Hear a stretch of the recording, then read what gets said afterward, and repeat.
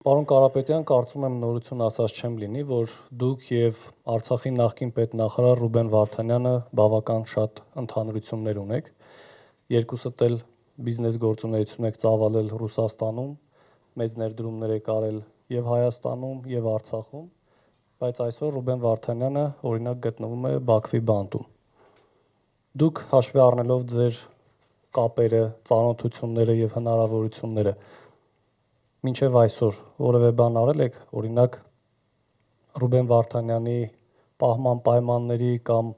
նրա վերադարձի հարցի շուրջ եւ առաջիկայում ինչ եք պատրաստվում անել։ Հաշվի առնելով հարևան երկրի ներքին վիճակը, եթե դու չունես պետական լծակներ, չես կարող ոչ մի ազդեցություն ունենալ այդ երկրի ապօրինությունների վրա։ Ռուբեն Վարդանյանի հետ իրոք մենք ունենք լուրջ ընդհանրություն,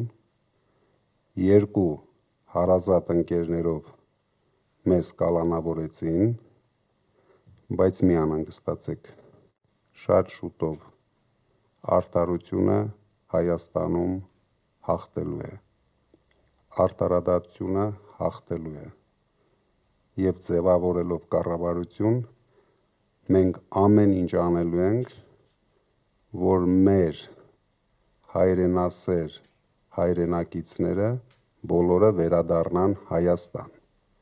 որովհետեւ ես վստահ եմ, որ դա կարող է անել միայն մեր ուժը օգտագործելով մեր միջազգային լուրջ հնարավորությունները։